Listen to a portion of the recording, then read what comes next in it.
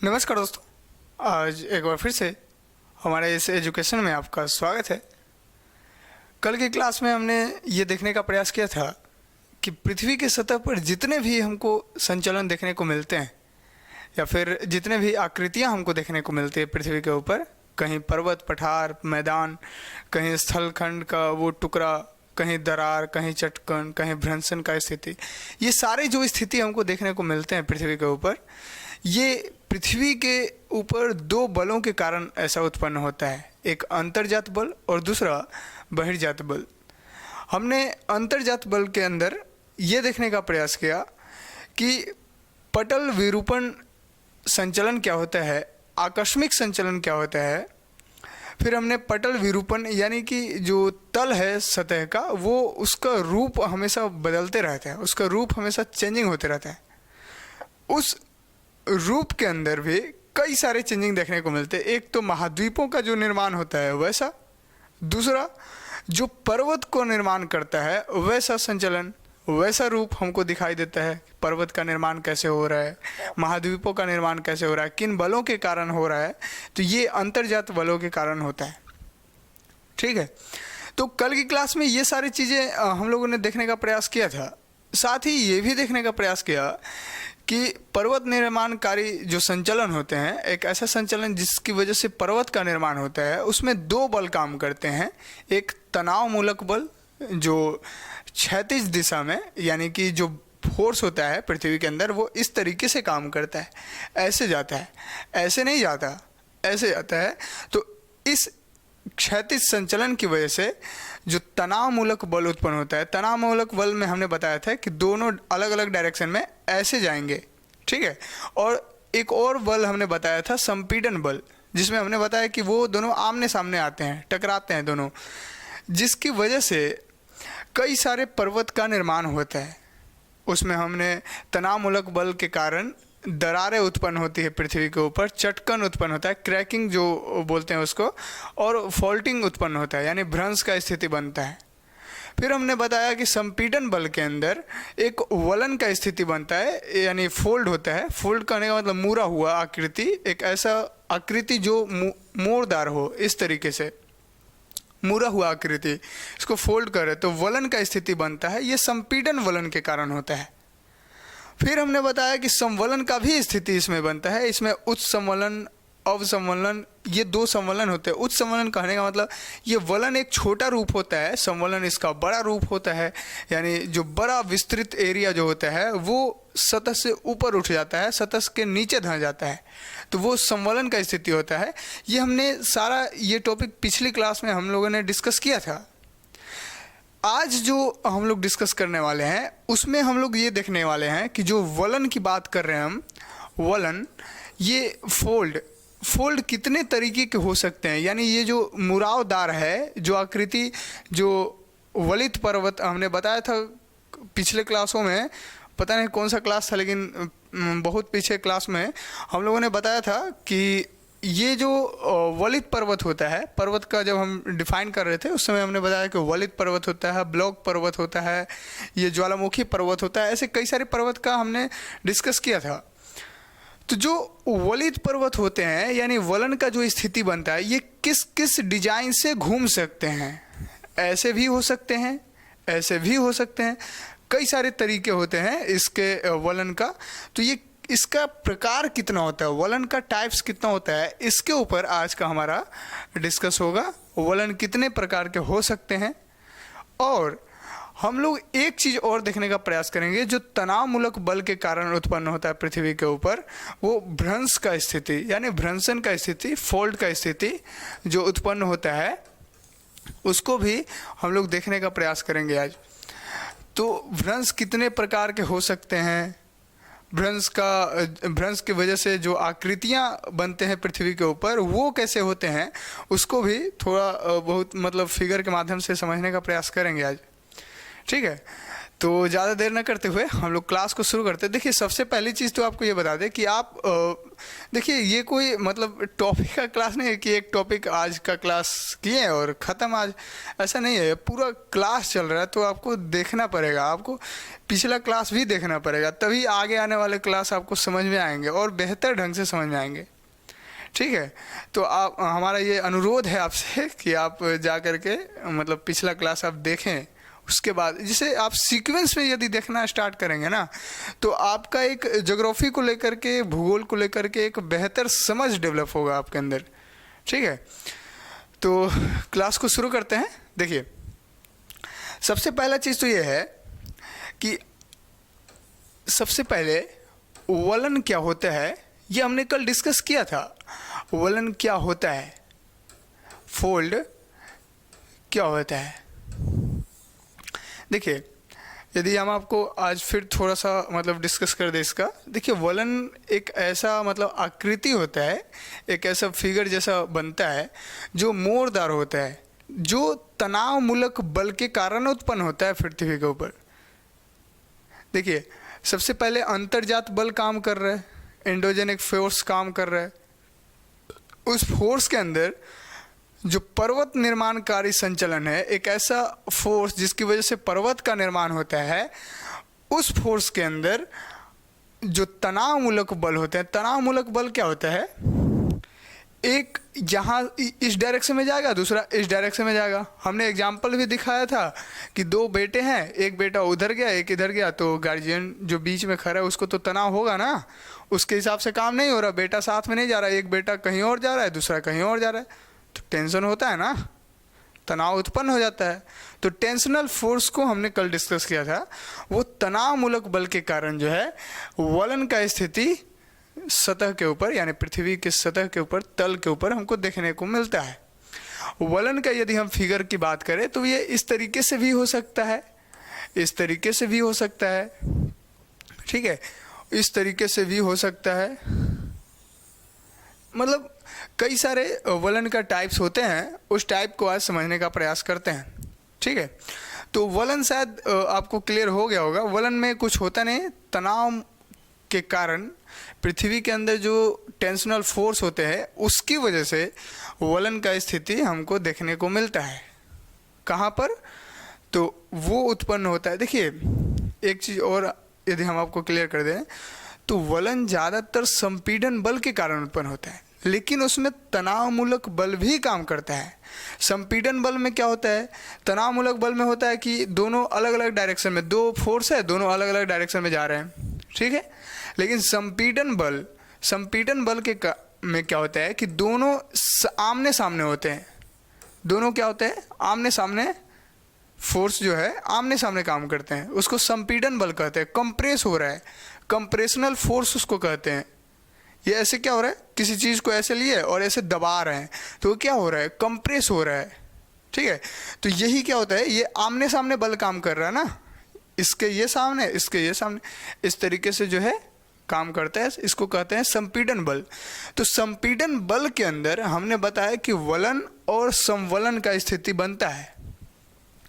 संपीड़न बल के कारण, संपीड़न बल के कारण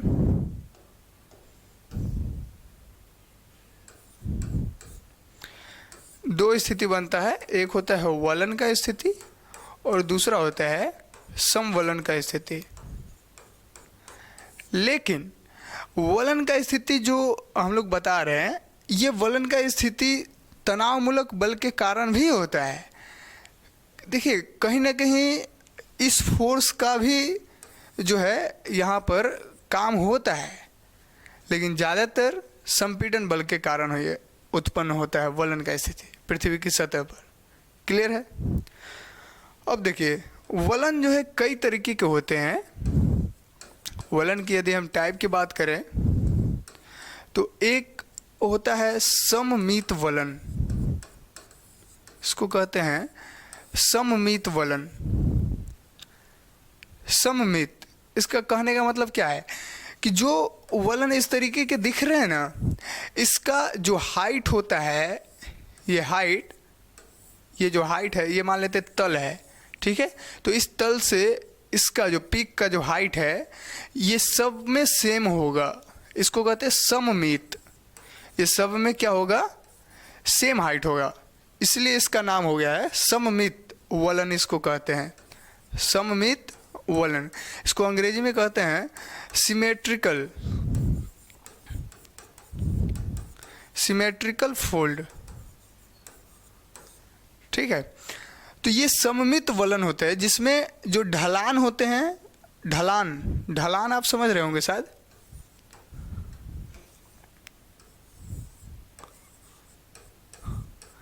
ढलान और हाइट, ढलान और हाइट दोनों सेम होते हैं यहाँ पर सममित वलन के अंदर।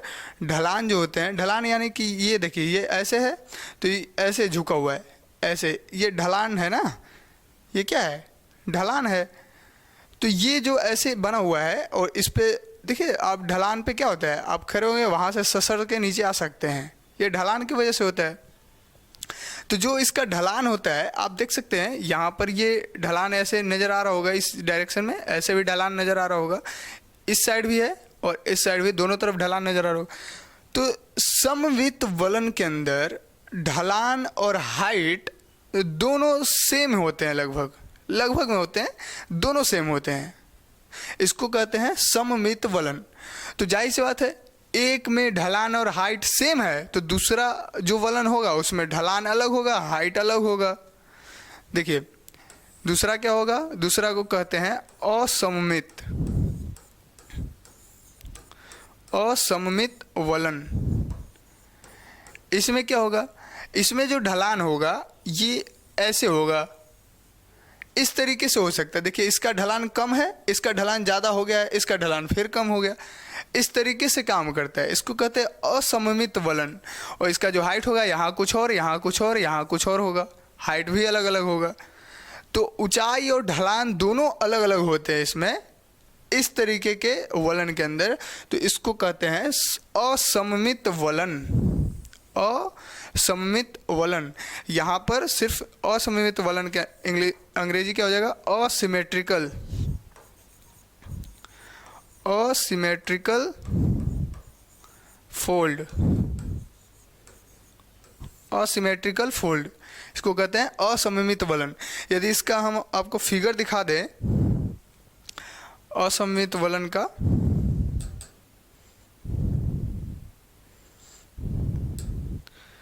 देखिए देखिए आप यहाँ पर, आप यहाँ देख सकते हैं, देखिए ये देखिए इसका हाइट ऐसे है, इसका हाइट इस तरीके से है, और इसका जो हाइट है ये देखिए, और इसका देखिए, इसका ढलान देखिए ज़्यादा झुका हुआ है। इसका ढलान क्या है, देखिए ये जो ढलान है इसका ज़्यादा झुका हुआ है, आप देख सकते हैं यहाँ पर, और इसका कम झुका हुआ है, इसका थोड़ा एकदम स्ट्रेट, मतलब 90 से कम है, 90 डिग्री से, लेकिन स्ट्रेट के जैसा है। तो ये असममित है, इसमें ढलान देख सकते हैं आप कम है, ठीक है, कहीं यहाँ पर ढलान कम है, यहाँ ज़्यादा ढलान है, इस तरीके से है। तो इसको कहते हैं असममित वलन, इसका नाम होता है असममित वलन। और यदि हम आपको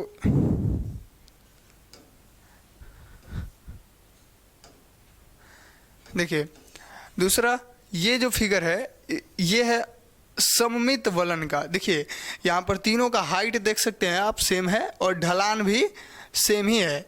आप यहाँ पर देख सकते हैं ढलान तीनों का क्या है, ये जो लाइन बना हुआ है डॉटेड डॉटेड में, ये लाइन ढलान को एक्सप्लेन कर रहा है, ढलान को दिखा रहा है। तो ये जो ढलान है ये सेम है, सबका सेम है, इसलिए इसको कहते हैं सिमेट्रिकल फोल्ड, यानी सममित वलन। इसका नाम क्या है, सममित वलन।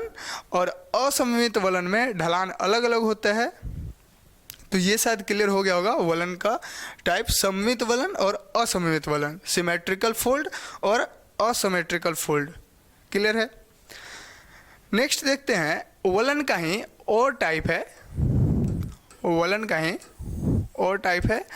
एक होता है, इसको कहते हैं एक नत वलन, एक नत, इसको एक नत या एक दिग्नत भी बोल देते हैं। एक दिग्नत, एक नत या एक दिग्नत वलन, ये भी वलन का ही एक टाइप है, एक प्रकार है। ठीक है, एक नत या एक दिग्नत वलन। इसमें क्या होता है कि वलन का जो ढलान होता है, एक तो ऐसे नॉर्मल होता है जैसे ऐसे चल रहा, लेकिन एक तो ढलान क्या होता है, नॉर्मल होता है, लेकिन दूसरा जो ढलान होने जाता है वो ढलान एकदम 90 डिग्री हो जाता है। इस तरीके से ऐसे हो जाता है। एक ढलान तो नॉर्मल होता है, लेकिन दूसरा जो ढलान है वो 90 डिग्री हो जाता है। समझे? दूसरा ढलान क्या हो जाता है, लंबवत हो जाता है। तो इसको कहते हैं एक दिग्नत या एक नत वलन। ठीक है, इसका अंग्रेजी में इसको बोलते हैं मोनोक्लिनल, मोनोक्लिनल फोल्ड, मोनोक्लिनल फोल्ड इसका नाम होता है। एक दिग्नत या एक नत वलन होता है। ठीक है, अब यदि हम आपको एक और इसी में एक और बताते हैं, एक होता है समनत, समनत वलन, इसको कहते हैं समनत वलन। तो ये क्या होता है, समनत वलन में आप यहाँ पर मतलब सम का मतलब क्या है, सब बराबर हो रहा है यहाँ पर। ठीक है, इसका यदि हम फिगर आपको दिखाएं तो ये इस तरीके से हो सकता है, यहाँ पर भी। अब यहाँ इसको ऐसे कर सकते हैं, देखिए इस तरीके से। जो यहाँ पर जो दोनों भुजा होता है, ये एक भुजा और ये दूसरा भुजा।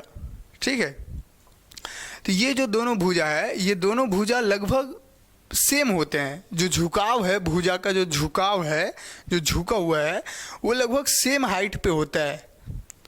समनत इसको कहते हैं। इसका ढलान सेम है, हाइट सेम है, और इसका जो झुकाव होता है दोनों भुजा का, वो लगभग सेम होता है, बराबर होता है, इसलिए इसको कहते हैं समनत वलन। ठीक है, इसका क्या होता है, इसको कह रहे हैं समनत वलन। इसको अंग्रेजी में कहते हैं आइसोक्लिनल, आइसोक्लिनल फोल्ड। ये क्लियर है? तो एक नत वलन और समनत वलन ऐसा ही होता है। एक में पहला भुजा क्या होता है, सेम ढलान होता है, दूसरा में जो भुजा होता है उसमें लंबवत ढलान होता है, परपेंडिकुलर होता है, 90 डिग्री का हो जाता है। और जो समनत वलन है, इसमें लगभग दोनों भुजा सेम ही हाइट पे और सेम डायरेक्शन में झुके होते हैं। तो ये समनत वलन हो गया। इसका यदि हम आपको फिगर दिखा दें इसका भी, तो आप यहाँ पर देख सकते हैं।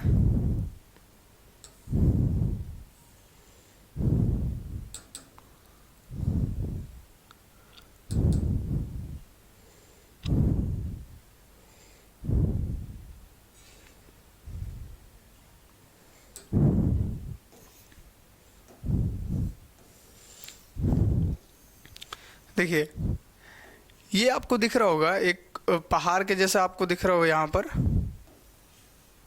देखिए, ये आपको दिख रहा होगा, देख सकते हैं आप, यहाँ पर ऐसे हुआ है पूरा।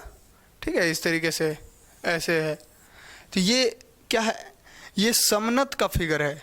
ये किसका फिगर है, यहाँ भी आप देख सकते हैं इस तरीके से है, ये समनत का फिगर है। ठीक है, इस तरीके से ये जो फिगर नज़र आ रहा है, ये होता है आइसोक्लिनल फोल्ड, समनत वलन है ये। इस तरीके से ये होता है ऐसे। ठीक है, और यदि हम आपको ये भी दिखा दें कि एक नत का फिगर कैसे हो सकता है,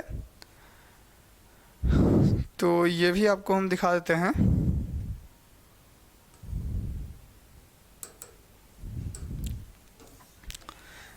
देखिए, इसको भी आप देख सकते हैं यहाँ पर। देखिए, ये देखिए, ये एक तो ढलान ऐसी नॉर्मल जा रहा था, लेकिन दूसरा ढलान यहाँ पर देखिए ऐसे हो गया है, देख सकते हैं आप, इस तरीके से हो गया है। ये 90 डिग्री का एंगल बन जाता है, लगभग 90 डिग्री का एंगल बन जाता है। ये मोनोक्लिनल होता है। इसको कहते हैं एक नत वलन। इस तरीके से हो जाता है। आप यहाँ भी देख सकते हैं, ऐसे देखिए, ऐसे गया फिर ऐसे हो गया है। तो ये इस तरीके से इसका फिगर बनता है। ये मोनोक्लिनल फोल्ड होता है।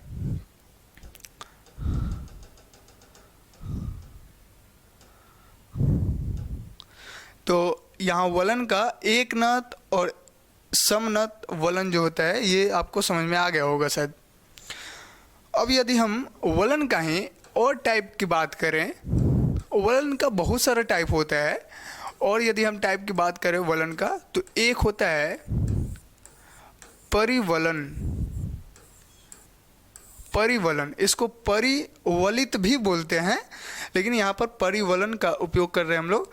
ठीक है, इसको अंग्रेजी में कहते हैं रिकम्बेंट। कम्बेंट होता है रिकम्बेंट फोल्ड, रिकम्बेंट फोल्ड। देखिए परिवलन जो है ये कैसे होता है, तो देखिए ये इस तरीके का इसका फिगर होता है। इसका फिगर हम कैसे बताएं आपको, ऐसे हो सकता है। ठीक है, जो एक सतह होता है ना, उसी के ऊपर पैरेलल, पैरेलल यानी समानांतर क्या होता है, दूसरा फिगर ऐसे चला जाता है। दूसरा, जैसे पैरेलल कहने का मतलब ये लाइन गया और ये एक लाइन, दो लाइन है, तो इसको पैरेलल लाइन कैसे कह सकते हैं। ठीक है, इसको कैसे कह सकते हैं, पैरेलल कैसे कह सकते हैं। देखिए, यानी इसको हिंदी में कहते हैं समानांतर।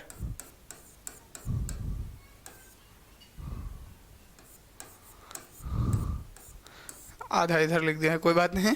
देखिए आप बस इतना समझिए पैरेलल क्या होता है। यहाँ पर यदि हाइट दोनों का 5 मीटर है, तो यहाँ भी 5 मीटर होगा, यहाँ भी 5 मीटर होगा। यानी ये ऐसे ही चला जाएगा, कभी बीच में ऐसा नहीं होगा कि आगे जा कर के ये ऐसे हो गया, ये ऐसे मिल गया, ऐसे नहीं होगा। तो ये पैरेलल लाइन नहीं होता। ठीक है, ये पैरेलल लाइन नहीं होगा। पैरेलल लाइन करने का मतलब स्टार्टिंग पॉइंट में यदि 5 मीटर का हाइट है, बीच में यहाँ भी 5 मीटर का दूरी है, यहाँ भी 5 मीटर, हर जगह 5 मीटर का ही होना चाहिए। जितना डिस्टेंस है दोनों के बीच, उतना ही डिस्टेंस होगा हमेशा। तो इसको कहते हैं पैरेलल लाइन। तो यहाँ भी आप देख सकते हैं ये इस तरीके से है। ठीक है, और ये भी इस तरीके से बन जाता है। ठीक है, तो ये पैरेलल के जैसा होता है। तो इसको कहते हैं हम लोग परिवलन। वलन के ऊपर एक परि जैसा, मतलब ऊपर के ऊपर जो है वलन, ये एक वलन का फिगर बन रहा है, तो वलन के ऊपर एक और वलन का इस तरीके से डिजाइन होता है। ठीक है, तो इसका यदि हम आपको फिगर दिखा दें, देखिए इसका भी यदि हम आपको फिगर दिखाएं, तो यहाँ आप देख सकते हैं इस तरीके से ये परिवलन का ही फिगर है। आप देख सकते हैं ये है, और इसके ऊपर ये फिगर में दिखा नहीं पा रहा है उतना अच्छे से, ये इस तरीके से होता है और ये पैरेलल के जैसा होता है। ठीक है, तो ये परिवलन का ही फिगर है। ठीक है, रिकम्बेंट का फिगर है।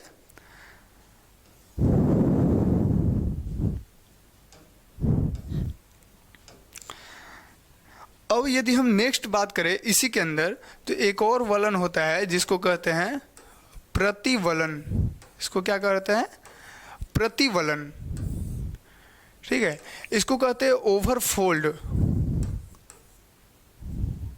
ओवरटर्न होता है, ओवरटर्न फोल्ड। ओवरटर्न हो गया है, ये क्या है, टर्न, टर्न लेकिन ओवर हो गया है, ज़्यादा हो गया है। जैसे ऐसे जा रहे थे, ये टर्न हो गया। ठीक है, ऐसे गए, ये टर्न हो गया। इस तरीके से टर्न होता है ना, घूम जाना, तो टर्न हो गया। लेकिन ये ऐसे गए, घूमे, लेकिन और घूम गए, ओवर टर्न हो गया। यानी यू टर्न का जैसे स्थिति यहाँ पर बन जाता है। आप कह सकते हैं कि इस तरीके से इसका फिगर होगा ऐसे। ये इधर जा रहा था इस डायरेक्शन में, लेकिन अब किधर जा रहा है, इस डायरेक्शन में हो गया। तो आप देख सकते हैं ये ओवर टर्न हो गया है। समझ रहे हैं, ये कैसा हो गया है, ओवर टर्न हो गया है। इसको कहते हैं प्रतिवलन। इसमें क्या होता है कि एक के ऊपर एक वलन जाते रहता है, जाते रहता है। एक वलन अंदर, दूसरे वलन ऐसे, फिर ऐसे, फिर ऐसे, ऐसे चलता रहता है। और ये ऐसे आया स्टार्टिंग पॉइंट, तो ये ऐसे जाएगा। यानी ओवर टर्न हो जाता है। इसका यदि हम आपको फिगर दिखा दें, फिगर से शायद ज़्यादा क्लियर हो जाएगा आपको।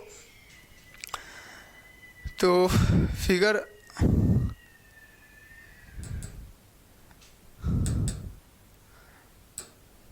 यहाँ पर आप देख सकते हैं, ये ओवर टर्न का स्थिति यहाँ पर बन रहा है, ठीक है, ओवर टर्न फोल्ड दिख रहा है। ये इस तरीके से जा रहा है, फिर ऐसे फिर ऐसे फिर ऐसे, दिख रहा है, ऐसा हो जाता है।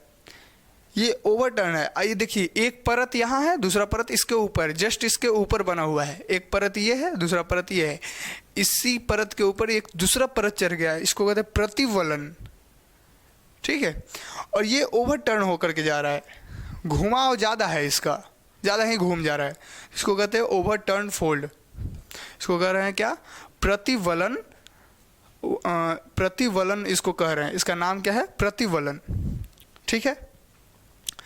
अब यदि हम और भी वलन का बात करें, वलन और भी होता है इसके अंदर, यदि हम बात करें तो यहाँ पर होता है अवनमन। अवनमन आप 10th क्लास में पढ़े होंगे, अवनमन कोण, यहाँ कोण से रिलेटेड है अवनमन कोण, यानी डिस्पर्सन आप पढ़े होंगे शायद 10th क्लास में, ट्रिग्नोमेट्री में पढ़ना है मैथ के अंदर।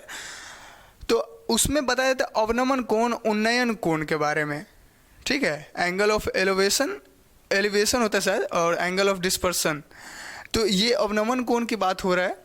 तो यहाँ कोण से मतलब है जो वलन का एंगल होता है वो कोण बन जाता है। ये जो एंगल बन रहा है ये क्या बन रहा है, एंगल बन रहा है, ये इस तरीके से बन रहा है, इस तरीके से हो जाता है ये कोण। तो कोण वाला जो वलन होता है उसको कहते हैं अवनमन वलन। ये हालांकि सब में होता है, वलन का फिगर ही, हर फिगर में ही कोण बन जाता है। एक तो एंगल बन ही रहा है ना, तो इसमें क्या हो रहा है, एक एंगल तो बन ही रहा है, तो इसको अवनमन कह ही सकते हैं। यहाँ भी देख सकते हैं आप, ऊपर से भी देखें तो ये अवनमन बन रहा है एंगल, ठीक है। कोई भी फिगर आप ले लीजिए, इसमें अवनमन एंगल तो बन ही रहा है, ठीक है। तो ये लगभग अवनमन वलन जो है हर में अप्लाई हो सकता है, हर चीज़ में, मतलब सारे वलन को अवनमन कर सकते हैं क्या ऐसा नहीं हो सकता। देखिए, सारे को नहीं कर सकते, लेकिन हाँ कुछ को कर सकते हैं। जैसे देखिए, एक और वलन की यदि हम बात करें तो यहाँ पर इसको कहते हैं बंद वलन। इसको क्या कह रहे हैं, बंद वलन, ठीक है। देखिए, अवनमन का जो अंग्रेजी होता है इसको कहते हैं प्लंगिंग, प्लंगिंग फोल्ड। और बंद वलन ये कैसे होता है, तो इसी से रिलेटेड है, अवनमन से ही। कैसे, तो ये इस तरीके का फिगर होता है कि आप जो ये एंगल जो बन रहा है ना, ये एंगल कॉम्प्लीमेंट्री एंगल होता है, यानी 90 डिग्री से कम होता है। 0 डिग्री से ज़्यादा होगा और 90 डिग्री से कम होता है, उसको कहते हैं, यहाँ पर इस तरीके से हम बना सकते हैं, लेकिन 90 डिग्री से कम होता है। यहाँ ये तो फिगर ही गलत बन गया। देखिए, यहाँ ऐसे लिख सकते हैं, ये जो एंगल को हम थीटा मान लेते हैं यहाँ पर, थीटा, ठीक है। तो ये 0 डिग्री से बड़ा होता है, लेकिन 90 डिग्री से क्या होता है, कम होता है। ये इस तरीके से बना सकते हैं इसको। तो ये जो थीटा को यहाँ पर एंगल की बात कर रहे हैं, ये थीटा एंगल है, इसको थीटा कहते हैं। आप यहाँ ट्रिग्नोमेट्री में ऐसे पढ़ते होंगे, ये ऐसे होता है, इसका नाम थीटा होता है, ठीक है। तो ये एंगल को डिनोट करते हैं जनरली शॉर्ट फॉर्म में। तो आप यहाँ पर ये समझे, वो नहीं भी आ रहा, मैथ है जनरली, आपको नहीं आ रहा कोई बात नहीं, बस इतना समझिए, ये जो एंगल बनता है, देखिए एंगल क्या होता है, कोण क्या होता है, कोण क्या होता है, इसको अंग्रेजी में एंगल कहते हैं, ठीक है। इसको क्या कहते हैं अंग्रेजी में, एंगल। तो ये क्या होता है, जब भी दो लाइन आपस में कट करेगा तो कोई ना कोई एंगल बनाएगा, इसको कहते हैं एंगल, इसको कहते हैं क्या, कोण। जब भी दो लाइन आपस में कट कर रहा है तो ये एंगल का निर्माण हो रहा है, ये क्या हो रहा है, एंगल का निर्माण होता है, इसको कोण कहते हैं, ठीक है। तो जब ये फिगर इस तरीके का फिगर होता है, तो इस फिगर में यदि ये एंगल 90 डिग्री से कम हो और 0 डिग्री से ज़्यादा हो, तो उस फोल्ड को, ये एक फोल्ड का स्थिति बन रहा है ना, तो इस फोल्ड का नाम दिया जाता है कि वो बंद वलन है, क्लोज्ड क्लोज्ड फोल्ड है, इसका नाम क्या दिया जाता है? क्लोज्ड फोल्ड, बंद वलन है ये, ठीक है। और यदि हम दूसरी एंगल की बात करें, यदि हम एक और वलन की बात करें, तो यहाँ भी एक वलन हो जाता है, एक बंद वलन है तो दूसरा खुला हो सकता है, ये खुला वलन। ये क्या होता है? तो इसको कहते हैं कि ये इस तरीके का होता है, जैसे ये ऐसे हो सकता है, ठीक है, इस तरीके से। ये जो वलन का स्थिति बन रहा है ये इस तरीके से होता है। ऐसे क्यों कर रहे हैं? क्योंकि इसका जो एंगल होगा, इसका जो एंगल होगा ये 90 डिग्री से तो ज़्यादा होगा, ये क्या होगा? 90 डिग्री से ज़्यादा होगा, लेकिन 180 डिग्री से कम होता है, ठीक है। ये जो एंगल बन रहा है ये 90 डिग्री से ज़्यादा होगा लेकिन 180 डिग्री से कम होगा, इसको सप्लीमेंट्री एंगल कहते हैं, ठीक है। तो इस तरीके का जो वलन बनता है इसको कहते हैं खुला वलन, इसको ओपन फोल्ड कहते हैं। इसका नाम क्या है? Open fold, clear. तो वलन ये दो तरीके के बन सकते हैं, एक खुला वलन बन सकता है, दूसरा बंद वलन बन सकता है। उसी में कई सारे वलन है, सममित वलन, असममित वलन, एक नत वलन, समनत वलन, परिवलन, प्रतिवलन, ये सारे क्या हैं? कुछ ना कुछ तो एंगल बनाते ही होंगे। जो एंगल इसमें बनेगा या तो वो खुला एंगल हो सकता है, खुला वलन हो सकता है, या फिर बंद वलन हो सकता है। यदि 90 डिग्री से कम हो रहा है, 90 डिग्री से कम हो रहा है एंगल, तो वो बंद वलन हो गया, और 90 डिग्री से ज़्यादा हो रहा है लेकिन 180 डिग्री से कम है तो इसको कहते हैं कि वो खुला वलन है, क्लियर है। तो वलन इतने तरीके के हो सकते हैं, इतने तरीके के वलन होते हैं, ठीक है। एक और इसी में यदि हम देखने का प्रयास करें तो इसको कहते हैं, हालांकि वलन से ही रिलेट करता है लेकिन इसका नाम थोड़ा अलग होता है, इसको कहते हैं ग्रीवा खंड। इसका नाम होता है ग्रीवा खंड। ये क्या होता है? इसको अंग्रेजी में कहते हैं नापे, नापे, ग्रीवा खंड। खंड का मतलब जनरली आप समझ रहे हैं, खंडन होना यानी टूटना। तो ये कैसे होता है? देखिए, ये मान लेते हैं एक चीज यहाँ पर, देखिए ये मान लेते हैं ये वलन है, ठीक है। परिवलन की बात कर रहे हैं हम, किसकी बात कर रहे हैं? परिवलन की। परिवलन में हमने क्या बताया कि ये इस तरीके का सरफेस है, तो ये सरफेस तो ऐसा है, ये क्या हो गया है? ऐसे मुड़ गया है, जो इसके पैरेलल होगा, इसके पैरेलल होगा ये, ठीक है, इस तरीके से। अब क्या होगा? ये इसके ऐसे पैरेलल है, यही है ना, इसी तरीके का है ना, ऐसे बनता है। ये परिवलन ऐसे चल रहा है, तो ये जो वलन है तो इसका जो ऊपरी हिस्सा होता है, इसके जो बीच के सेंटर होते हैं वहाँ से ये भाग टूटकर अलग हो जाता है, और दूसरा जो चट्टान होते हैं, जो वलन होते हैं, उसमें जा कर के अटैच हो जाता है, उसमें आरूढ़ हो जाता है, अटैच हो जाता है। अब ये कैसे होता है? तो आप यहाँ पर देख सकते हैं, देखिए यदि हम फिगर इसका बनाएं,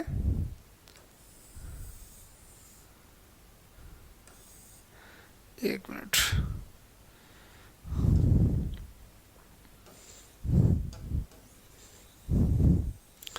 देखिए ये इस तरीके के फिगर हैं। तो यहाँ से हम कह सकते हैं कि ये भाग यहाँ से ऐसे टूट गया, ठीक है, और टूट करके क्या हो गया है? यहाँ से ऐसे टूटा, ठीक है, और टूट करके यहाँ पर आकर के ये एक दूसरा वलन था, यहाँ पर ऐसे कह सकते हैं, यहाँ पर आकर के यहाँ इससे ऐसे अटैच हो गया है, ठीक है, ऐसे क्या हो गया है? ये अटैच हो गया, यहाँ से टूट करके इसमें अटैच हो गया, इस तरीके से। तो ये बोलते हैं कि ये ग्रीवा खंड है, जो अटैच हुआ खंड होता है ना, जो इसमें से टूट करके इसमें आकर के जुड़ गया, एक में से टूटा और दूसरा में जाकर के जुट गया, तो वो जो टूटा हुआ भाग जो उसमें जुटा है उसी का नाम ग्रीवा खंड होता है। उसको क्या कहते हैं? ग्रीवा खंड। देखिए यदि इसका हम फिगर आपको दिखा दें, शायद फिगर इसका है या नहीं है,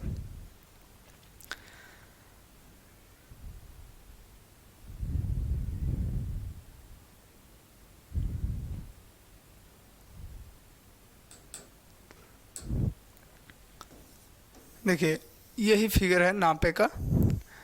आप यहाँ देख सकते, देखिए ये एक वलन था ऐसे, ठीक है, ये क्या है, ये एक वलन है ऐसे, और ये जो ऊपरी हिस्सा आपको नज़र आ रहा है ना, ये जो नीचे ऊपरी हिस्सा नज़र आ रहा है, ये क्या हुआ है, ये कहीं से आ करके इसमें अटैच हो गया है, ठीक है। ये ऐसे सरफेस था, इसमें से एक हिस्सा आया और यहाँ पर ऐसे अटैच हो गया है, ठीक है। इस तरीके से क्या हुआ है, ये अटैच हो गया है। आप यहाँ पर देख सकते हैं, ये इस तरीके से, ये देख रहे हैं, यही अटैचमेंट है।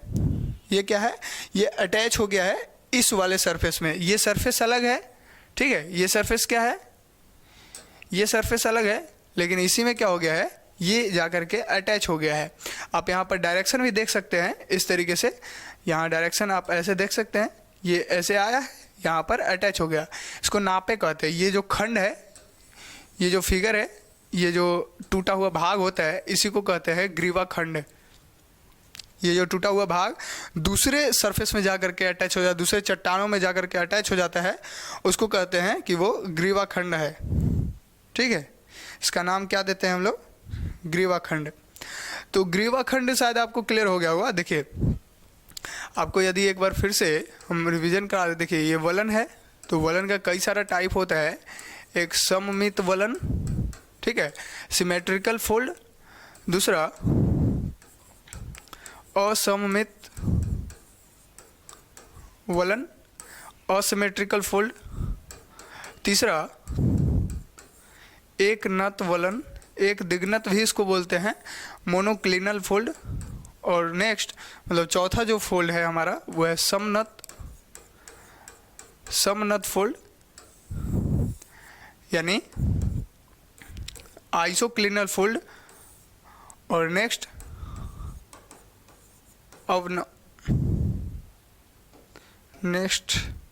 यहाँ पर लिख सकते हैं परिवलन फोल्ड,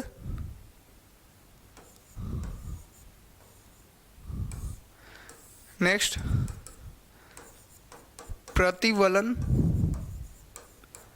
फोल्ड। और ये सारे जो फोल्ड है, ये सारे जो वलन है, ये सारे वलन कोई ना कोई एंगल बनाते हैं।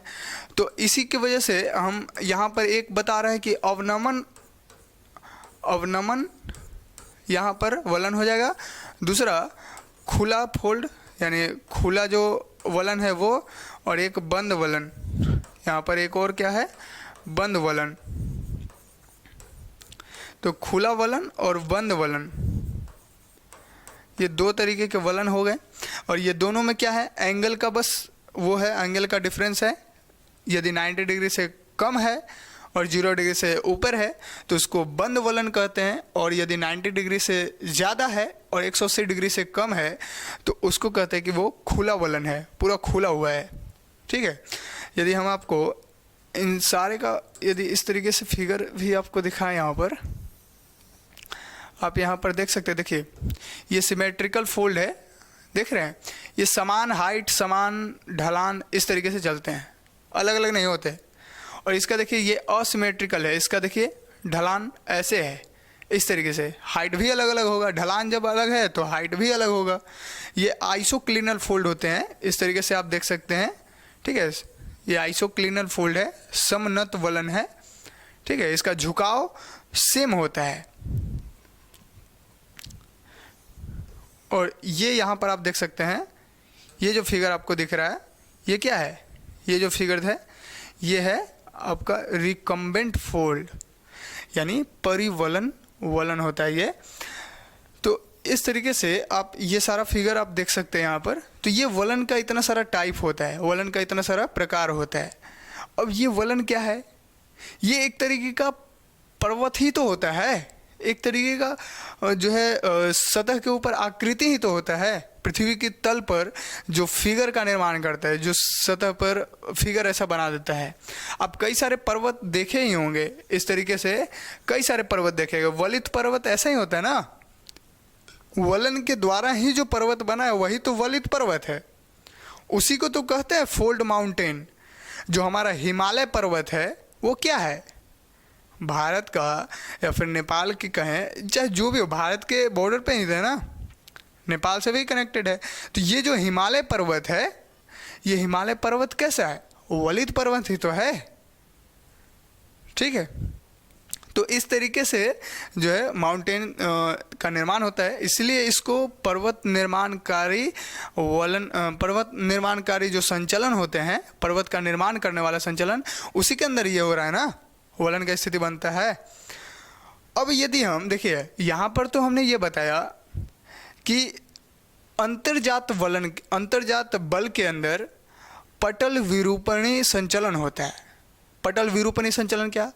तल का जो रूप होता है वो बदलता है, तो बदलता है तो उसको विरूपण कह रहे हैं, रूप में चेंजिंग हो रहा है। उसमें भी हमने उसको तोड़ने का प्रयास किया, तो हमने देखा कि एक महादेश को अलग करते हैं, महाद्वीप को अलग करते हैं, ठीक है, जो महाद्वीप का निर्माण करते हैं। ये क्षेत्रीय विस्तार के आधार पर इसको हम बांटें, इसका विस्तार बहुत ज़्यादा होता है ना महाद्वीप का, तो इसको हम ऐसे बांटें। एक महादेश जनक वलन संचलन इसको कह रहे हैं, जिसमें ऊपरीमुखी संचलन और अधोमुखी संचलन होता है, जिसमें उत्थान, अवतलन, निर्गमन या निमज्जन का स्थिति बनता है। ये सारा हमने पिछले क्लास में डिस्कस किया है। आपको भी, यदि आप रेगुलर हैं तो आपको पता ही होगा, जो हम बात बोल रहे हैं वो आपको क्लियर होगा। और फिर हमने बताया कि एक तो महादेश जनक संचलन किया, दूसरा हमने पर्वत निर्माणकारी संचलन की बात की, उसमें हमने तनावमूलक बल को देखा, उसमें हमने संपीड़न बल को देखा। तो संपीड़न बल के अंतर्गत वलन का स्थिति होता है, समवलन का स्थिति होता है, एक और क्या स्थिति होता है? समवलन का स्थिति होता है, और एक वलन का स्थिति होता है। ये सारा चीज हमने पिछले क्लास में डिस्कस किया है। वलन का कितना सारा टाइप होता है वो आज हम लोगों ने देखने का प्रयास किया, क्योंकि कल ज़्यादा ही समय हो रहा था, तो आज हम लोग वलन का टाइप यानी प्रकार इसको देखने का कोशिश किया है, इसको समझने का प्रयास किया। ये सारे क्या हैं? पर्वत का ही तो निर्माण कर रहे हैं, तो ये संपीड़न बल के कारण ऐसा हुआ है। एक और पर्वत निर्माण करने वाला बल होता है जिसको कहते हैं तनावमूलक बल। क्या होता है? तनावमूलक बल, जो वो भी पर्वत निर्माण करने का काम करता है। तनावमूलक बल क्या होता है? दोनों का फोर्स अलग अलग डायरेक्शन में जा रहा है, दोनों फोर्स, तो उसको तनाव उत्पन्न होगा, और दोनों जब सामने आ रहे हैं तो ये क्या होगा? संपीड़न बल का, ठीक है। तो अब हम इस तनावमूलक बल के अंदर जो भ्रंशन का स्थिति हमने बताया था, भ्रंश का, उसको समझने का प्रयास करते हैं। भ्रंश क्या होता है? इसको अंग्रेजी में फॉल्ट कहते हैं। फॉल्ट क्या होता है? भ्रंश क्या होता है? इसको समझते हैं। देखिए, कहने का मतलब यह है यहाँ पर कि भ्रंश, देखिए ऐसे तो हम कई बार बताए हैं भ्रंश क्या होता है। एक घाटी जैसा बना होता है, यानी कि जो सतह होते हैं वो या तो नीचे खसक जाते हैं, ये सतह है तो एक सतह नीचे खसक गया तो ये भ्रंश का स्थिति बना, भ्रंश इसको कह रहे हैं। दूसरा, ये ऐसे सटा हुआ है तो ये अलग हो गया तो ये भी भ्रंश का स्थिति बन रहा है। ये ऊपर चला गया, ये भी भ्रंश का स्थिति बन रहा है। ये आगे चला गया, ये भी भ्रंश का स्थिति बन रहा है। भ्रंश का स्थिति अलग अलग तरीके से हो सकता है। जो सतह होते हैं वो टूट कर, जो सतह होते हैं, सतह के ऊपर जो मतलब चट्टान होते हैं, वो चट्टान क्या होते हैं? टूट करके अलग हो जाते हैं, तो भ्रंश का स्थिति बनते हैं। अब ये कैसे होते हैं? तो आप यहाँ पर देख सकते हैं, देखिए चट्टानों के अंदर जब दरार पड़ता है तो दरार की वजह से क्या होता है? देखिए ये फिगर है, ठीक है, इस तरीके से यहाँ पर क्या है, ये ऐसा चट्टान है पूरा, ये क्या है? ये सतह है, ये क्या है? ये पृथ्वी का सतह है, इसके ऊपर ये चट्टान है, ये क्या है? पृथ्वी के ऊपर ये चट्टान है, ठीक है। अब इसमें क्या हुआ है? इसमें दरार आ गया, ठीक है, इसमें दरार आ गया है इस तरीके से। तो आप यहाँ पर कह सकते हैं कि ये जो दरार आया है ये इस तरीके से, यहाँ पर हम फिगर यदि बना दें,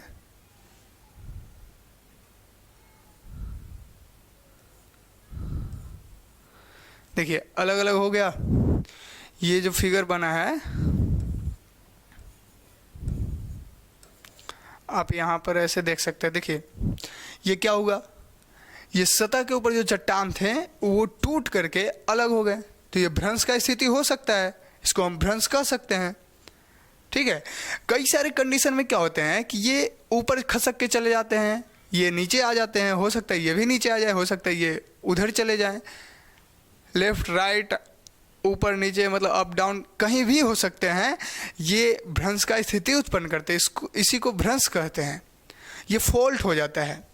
अब यदि हम भ्रंश की टाइप की बात करें तो भ्रंश का भी कई सारा टाइप होता है। टाइप से यदि हम सारा समझने का प्रयास करें, एक होता है सामान्य भ्रंश, एक होता है सामान्य भ्रंश, इसको कहते हैं नॉर्मल फॉल्ट,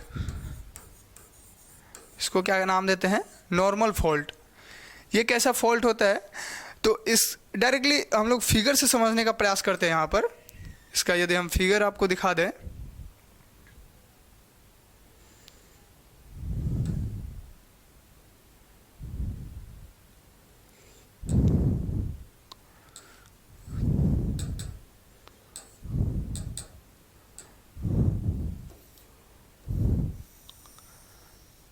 देखिए ये जो फिगर है ये नॉर्मल फॉल्ट है। क्या हुआ है, ये सतह से क्या हो गया है, नीचे चला गया है। ये सतह था, सतह से क्या हो गया है, ये नीचे आ गया है, ये होना चाहिए इसको ऊपर, आ गया नीचे। तो इस कंडीशन में इस स्थिति को क्या कह रहे हैं कि ये भ्रंश है, इसको कहते हैं नॉर्मल भ्रंश। ठीक है, इसको क्या कहते हैं, सामान्य भ्रंश। सामान्य भ्रंश इसी तरीके के होते हैं। इसका यदि हम दूसरा फिगर आपको दिखा दें तो आप यहाँ देख सकते हैं, दूसरा फिगर यहाँ पर आप देख सकते हैं। देखिए ये क्या है, ये नॉर्मल फॉल्ट है, देख सकते हैं आप यहाँ पर, ये क्या है, ये है नॉर्मल, और यहाँ से क्या हो गया है, ये देखिए ये खसक के नीचे आ गया है। ठीक है, ये क्या हो गया है, खसक के नीचे आ गया है, तो इसको कह रहे हैं क्या कि ये नॉर्मल फॉल्ट है। ठीक है, ये सामान्य भ्रंश है। इस तरीके को भ्रंश को कहते हैं सामान्य भ्रंश, इसी का नाम होता है नॉर्मल फॉल्ट। दूसरा फॉल्ट की यदि हम बात करें, दूसरे भ्रंश की यदि हम बात करें, देखिए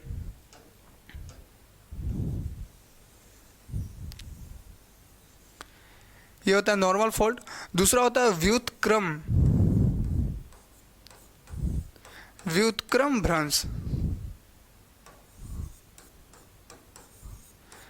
व्युत्क्रम यानी रिवर्स, इसको कहते हैं रिवर्स फॉल्ट। रिवर्स फॉल्ट ये क्या होता है, देखिए सामान्य भ्रंश जो होते हैं ये तनावमूलक बल के कारण उत्पन्न होते हैं। ऐसे हो गया, देखिए तनावमूलक बल क्या होता है, दोनों ऐसे डायरेक्शन क्या होता है, दोनों का अलग अलग होता है। ठीक है, तनावमूलक बल में क्या होता है, ये एक इधर जाएगा दूसरा इधर जाएगा, तो इस तरीके के जो फिगर बनते हैं, ठीक है, इस तरीके के जो फिगर बन रहे हैं इसको कह रहे हैं कि ये तनावमूलक बल है। इस तरीके से एक उधर गया एक इधर गया तो बीच में गैप हो गया, तो इसको कह रहे हैं कि ये नॉर्मल भ्रंश है। ठीक है, दूसरा जो रिवर्स फॉल्ट होता है, रिवर्स फॉल्ट यानी व्युत्क्रम भ्रंश जो होता है, ये होता है संपीड़न बल के कारण। तो संपीड़न बल में हमने क्या बताया था कि ऐसे होता है, इस तरीके से कंप्रेस होता है। ठीक है, कंप्रेशन फॉल्ट होता है, कंप्रेशन जो फोर्स होता है उसकी वजह से ये कैसे काम करता है, तो आप यहाँ पर देख सकते हैं, जब ये फोर्स ऐसे जा रहा है, ठीक है, तो ये ऐसे निकलेगा, ये क्या होगा, कंप्रेस होगा। तो कंप्रेस होने की वजह से क्या होगा, एक के ऊपर दूसरा, देखिए अब यहाँ है तो एक के ऊपर दूसरा ऐसे चढ़ जाएगा। दूसरा क्या होता है, एक के ऊपर चढ़ जाता है, तो एक जो चट्टान है उस पर दूसरा चट्टान जब चढ़ जाता है तो उसको कहते हैं कि ये व्युत्क्रम भ्रंश है, ये रिवर्स हो गया है। ये यहाँ पर था, इसको इधर जाना था, बल्कि ये इधर हो गया, ये रिवर्स हो गया। तो ये संपीड़न बल के कारण होता है। ठीक है, आमने सामने काम करता है संपीड़न बल। तो इस स्थिति में क्या होता है कि ये जो मतलब इस तरीके से है, तो ये यहाँ पर ऐसे चढ़ जाता है। इसका क्या होता है, ये इस तरीके से इसके ऊपर चढ़ जाता है। इसका यदि हम आपको फिगर दिखा दें, फिगर से आपको ज़्यादा जल्दी क्लियर होगा। यहाँ देख सकते हैं, यहाँ पर फिगर देखिए, देखिए ये आप देख सकते हैं, इसी के ऊपर क्या हो गया है, ये चढ़ गया है। ये जो पूरा आपको दिख रहा है ना, ये क्या हो गया है, इसी के ऊपर चढ़ गया है ऊपर। आप यहाँ देख सकते हैं, इसी के ऊपर क्या हो गया है, चढ़ गया है। तो ये क्यों हुआ है, ये संपीड़न बल के कारण, आमने सामने जो फोर्स काम किया ना, उसकी वजह से ये एक दूसरे के ऊपर चढ़ गए हैं। इसको कहते हैं व्युत्क्रम भ्रंश, यानी रिवर्स फॉल्ट कहते हैं इसको। ठीक है, इसका नाम होता है रिवर्स फॉल्ट, इसी को व्युत्क्रम भ्रंश कहते हैं। अब यदि हम भ्रंश की और बात करें, भ्रंश का भी कुछ टाइप्स होता है, 3-4 टाइप्स होते हैं। उसकी यदि हम बात करें तो एक होता है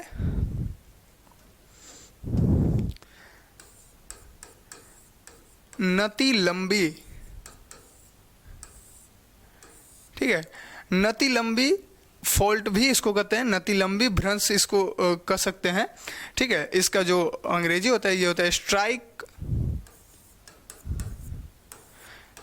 स्लिप फॉल्ट,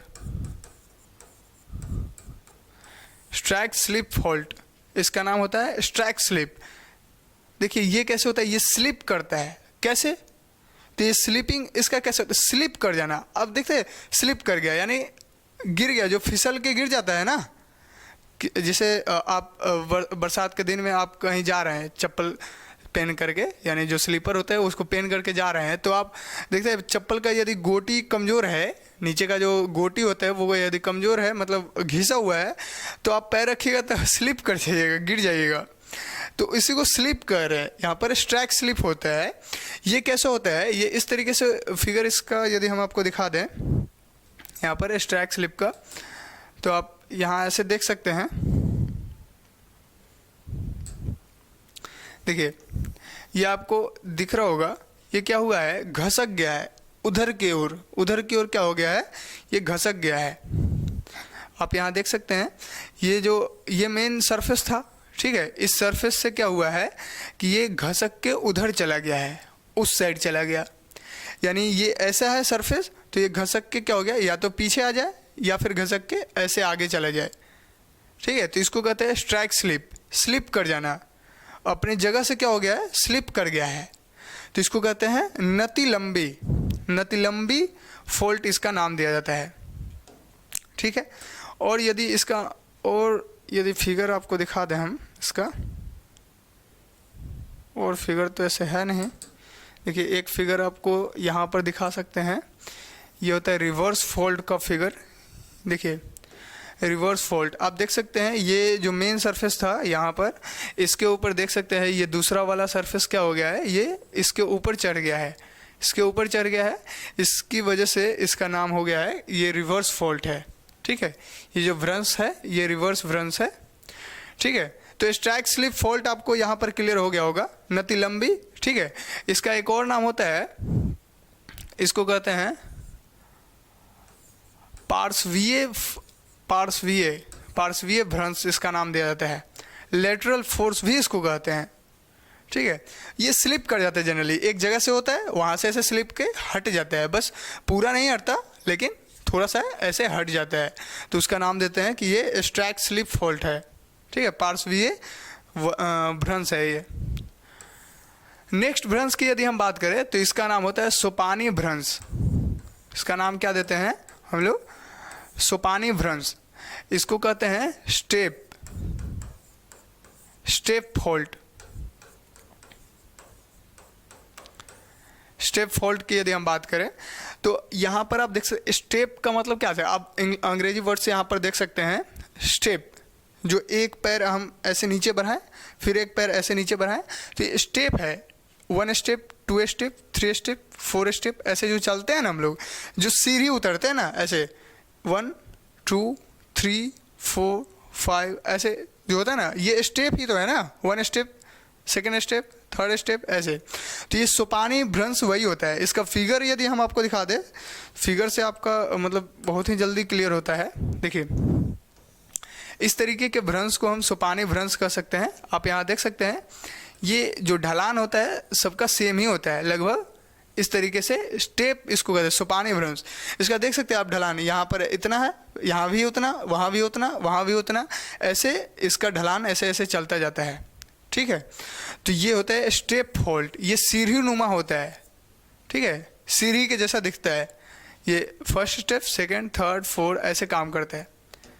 ठीक है, तो इसको कहते हैं सोपानी भ्रंश, इसका नाम दिया जाता है। क्लियर है? तो भ्रंश कई सारे हो सकते हैं। यहाँ भी हम लोगों ने कुछ भ्रंश को देखने का प्रयास किया, लगभग 4 भ्रंश थे। ठीक है, भ्रंश क्या होता है? जब चट्टान जो है अपनी सतह, जो पृथ्वी का जो तल होता है उससे खसक जाते हैं तो उसका नाम भ्रंश दिया जाता है। इसमें कई सारी घाटी का निर्माण हो जाता है। ठीक है, इससे भ्रंश से निर्मित जो आकृतियां होती है पृथ्वी के ऊपर, जो फिगर बनता है, जो हमको दिखाई देता है, भ्रंश से बना हुआ जो फिगर दिखाई देता है पृथ्वी के ऊपर, उसको कहते हैं भ्रंश से आकृतियां के बारे में यदि हम समझने का प्रयास करें तो यहाँ पर सबसे पहला जो आकृति बनता है उसका नाम देते हैं, यदि भ्रंश से बना हुआ आकृति यहाँ पर लिख सकते हैं, भ्रंश के द्वारा बना हुआ आकृति जो है, तो उसमें हम ये बता सकते हैं कि पहला होता है भ्रंश घाटी। इसका नाम क्या देते हैं? भ्रंश घाटी। ठीक है, इसको अंग्रेजी में रिफ्ट वैली कहते हैं, रिफ्ट वैली। देखिए भ्रंश घाटी क्या होता है? भ्रंश घाटी में कुछ नहीं होता, बस सिंपल सा चीज़ है, ये पृथ्वी का सतह है। ठीक है, तो पृथ्वी के सतह पर ये एक सतह है और दूसरा ये है। ठीक है, और यहाँ भी एक सतह होता है। ये होता क्या है? ये ऐसा होता है पूरा इस तरीके से, लेकिन होता क्या है कि कुछ दिन के बाद जब भ्रंश का स्थिति बनता है तो ये दोनों तो सेम वहीं पर रह जाते हैं, लेकिन बीच वाला जो भाग होता है वो नीचे धंस जाता है। बीच वाला भाग क्या होता है? वो नीचे धंस जाता है। इस तरीके से हम बना सकते हैं इसका फिगर। देखिए यहाँ पर ये नीचे धंस गया। ठीक है, बीच वाला भाग क्या हो गया है? ये नीचे धंस गया है। ठीक है, तो यहाँ पर भी इतना आ सकता है। तो इसको कहते हैं भ्रंश घाटी, रिफ्ट वैली इसको कहते हैं। यानी कि जो हमारा जो पृथ्वी का सतह है, तो ये पूरा इस तरीके से सतह है, तो इसका जो बीच वाला जो भाग होता है वो नीचे की ओर धंस जाता है, ऊपर ऐसे रहता है, तो ये ऐसे गैप हो जाता है, नीचे इतना ये सरफेस हो जाता है। इसका यदि हम आपको फिगर दिखा दें इसका भी, तो आप यहाँ पर देख सकते हैं। देखिए इस तरीके से इसको हम कह सकते हैं कि ये रिफ्ट वैली है। देख सकते हैं आप यहाँ पर ये जो भाग है और ये जो भाग है, तो आप यहाँ देख सकते हैं ये दोनों भाग यही है, लेकिन ये बीच वाला भाग क्या हो गया है? ये नीचे धंस गया है। इसको होना चाहिए था यहाँ पर, लेकिन हो गया क्या? हाँ, ये नीचे यहाँ पर आ गया, नीचे धंस गया ना, तो इसको कहते हैं रिफ्ट वैली। ये रिफ्ट वैली का निर्माण हो रहा है, इसको कहते हैं भ्रंश घाटी का निर्माण हो रहा है ये। ठीक है, तो ये तो भ्रंश घाटी है। ठीक है, भ्रंश घाटी हमको कई जगह देखने को मिलता है। भ्रंश घाटी कई जगह पर है। जो हमारा जो मृत सागर है ना इजराइल के पास, आप शायद पता नहीं आपको मालूम है या नहीं, ये इजराइल है और ये जॉर्डन है, तो इसके बीच जो मृत सागर है ये यहीं है, नीचे धंसे हुए हैं। तो ये जॉर्डन का, ये इजराइल, और नीचे क्या हो गया? इसको कहते हैं मृत सागर। ठीक है, डेड सी इसका नाम दिया जाता है। ऐसा इसलिए क्योंकि देखिए मरने के बाद क्या होता है, आदमी को यदि पानी में डाल दिया जाए तो वो तैरता है, पानी के ऊपर तैरता है। यदि आदमी मर जाए, यदि उसको हम पानी में डाल दें मरने के बाद, तो वो तैरेगा। ठीक है, वो डूबेगा नहीं। तो मृत सागर में क्या होता है, आदमी जिंदा भी यदि चला जाए तो पानी के ऊपर ही तैरता है, वो अंदर नहीं जा सकता। ऐसा इसलिए क्योंकि इसका घनत्व तो बहुत ही ज़्यादा होता है। यहाँ पर कह सकते हैं नमक का मात्रा बहुत ज़्यादा होता है। मृत सागर है जनरली ये, इसका डेंसिटी बहुत ही ज़्यादा होता है, इसलिए ये पानी के अंदर नहीं जा पाता वहाँ पर आदमी। ठीक है, ऐसे तो जनरली आप पानी में कूदेंगे या फिर जाएंगे तो नीचे चले जाएंगे, लेकिन यहाँ जो है ये मृत सागर इसका नाम दिया गया है, इसीलिए डेड सी इसका नाम दिया गया है, क्योंकि आदमी मरने के बाद नहीं डूबता, वही स्थिति यहाँ होता है। यहाँ जिंदे में भी नहीं डूब सकते आप। ठीक है, ये उसका क्वालिटी है। हम आपको एक मतलब देखिए, आपको शायद यहाँ दिक्कत हो रहा होगा इजराइल कहाँ पर है, जॉर्डन कहाँ पर है, ये कैसे बता रहे हैं। तो देखिए ये दोनों तो ऐसे एशिया में पड़ते हैं, एशिया महादेश के अंदर। एक दिन जो हमारा क्लास होगा वो क्लास सिर्फ मैप के ऊपर रहेगा। सिर्फ ये बताएंगे हम कि कौन सा देश कहाँ पर है, किस महादेश के अंदर है, कौन से देश से होकर के कर्क रेखा गुजरते हैं, कौन से देश से होकर के भूमध्य रेखा गुजरते हैं, और मकर रेखा कैसे गुजरते हैं, कहाँ पर जो है स्थिति कैसा है। यानी मैप के द्वारा जो है आपको ये समझाने का प्रयास करेंगे हम।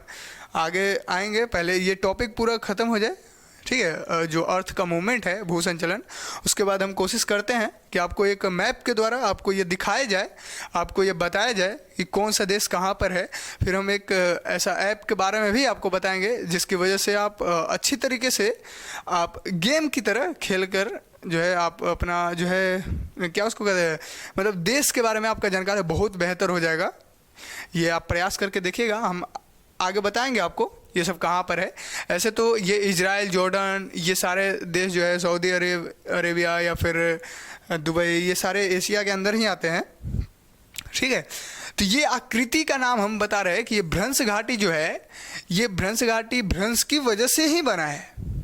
ठीक है, दूसरा जो घाटी होता है इसको कहते हैं रैंप घाटी। इसका नाम क्या होता है? रैंप घाटी। इसका नाम रैंप वैली होता है,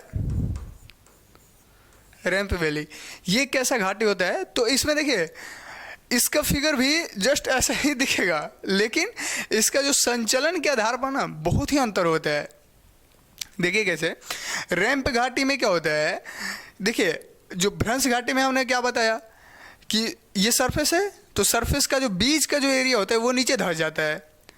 बीच का एरिया क्या हो रहा है, बीच का जो सेंटर होता है बीच में वो नीचे धंस गया, तो वो भ्रंश घाटी हो गया।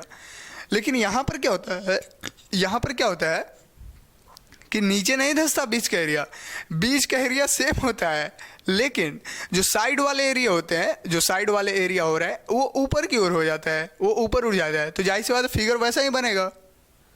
आप यहाँ पर समझ सकते हैं, हम ये कर रहे हैं, ये तो ये पूरा ये हमारा पृथ्वी का ये सतह है, ये पृथ्वी का सतह है और ये ऐसा है। ठीक है, इस तरीके से। अब हम ये कह रहे हैं कि इसका जो साइड वाला एरिया है, ये वाला, ये ऊपर की ओर उठ गया है। ये एरिया क्या हो गया है, ऊपर की ओर उठ गया। तो आप यहाँ पर देख सकते हैं कि फिगर जस्ट वैसा ही बन रहा है। आप यहाँ पर देख सकते हैं कि फिगर कैसा बन रहा है, फिगर ऐसा ही बन रहा। क्यों? देखिए, या तो हम ये कहें कि ये सरफेस है, बीच वाला एरिया नीचे धंस गया, तो फिगर ऐसा ही बनेगा। या तो हम ये कहें कि ये ऐसा है और बीच वाला एरिया नहीं धंस रहा, साइड वाले जो दो एरिया है वो ऊपर उठ जाए, तो बात तो वही है ना। लेकिन फिगर तो देखने में वैसा ही लगेगा, लेकिन इसका काम अलग है। इसमें बीच वाला एरिया नीचे जाता है और इसमें क्या होता है, बीच वाला एरिया ना हो करके ये जो दोनों साइड वाले एरिया होते हैं, साइड वाले जो चट्टान होते हैं, जो वो क्या होते हैं, वो ऊपर की ओर चले जाते हैं, ऊपर उठ जाता है। तो बीच वाला जाहिर सी बात है वो स्थिर रहता है, वो यथावत वैसा ही रहता है। ठीक है, तो वैसा ही है, तो इसका भी फिगर लगभग सेम ही होता है। इसको रैंप घाटी कहते हैं। संचलन में अंतर है, संचलन को हम समझ करके ऐसा बताते हैं, हालांकि फिगर देखेंगे तो सेम ही लगेगा। ठीक है, इसका यदि हम फिगर की बात करें, शायद फिगर यहाँ पर हो भी सकता है, नहीं भी हो सकता। फिर फिगर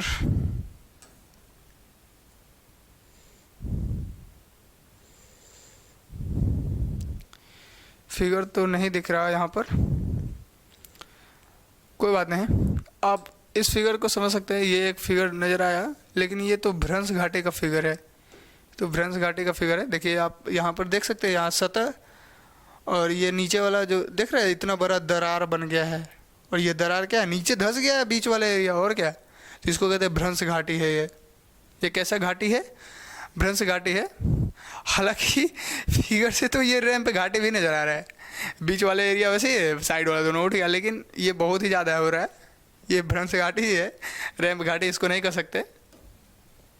ठीक है, तो रैंप घाटी, भ्रंश घाटी, ये ऐसा ही है। आप गूगल पे सर्च करके देख सकते हैं वैसे कि रैंप घाटी का फिगर कैसा होता है और भ्रंश घाटी का कैसा। आप देखिएगा दोनों फिगर लगभग सेम ही नजर आएगा, बस आप कॉन्सेप्ट को समझ लीजिए।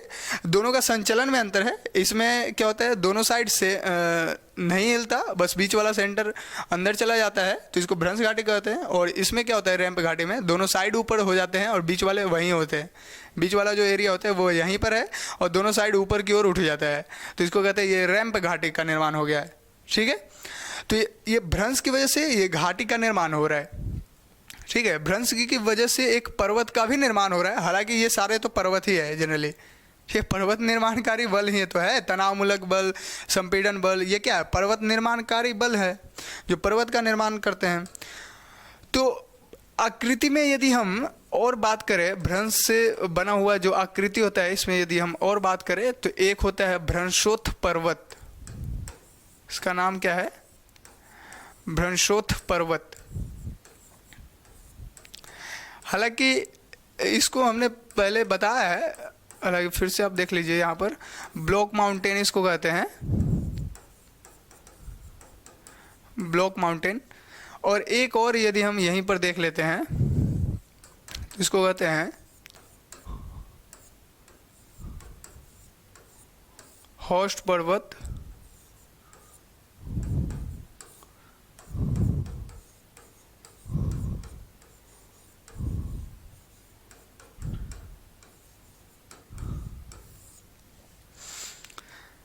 हॉर्स पर्वत और ये हॉर्स माउंटेन और ये क्या है, ब्लॉक माउंटेन, ये भ्रंशोत्थ पर्वत, ये दो पर्वत हैं। ये भी भ्रंश की स्थिति से ही उत्पन्न होते हैं। इसको भी समझने का प्रयास करते हैं। देखिए इसमें कुछ है नहीं ऐसे, हालांकि आपको यदि हम डायरेक्टली फिगर से ही दिखा दें, क्या फिगर होगा तब ना, फिगर से यदि आपको हम दिखा दें,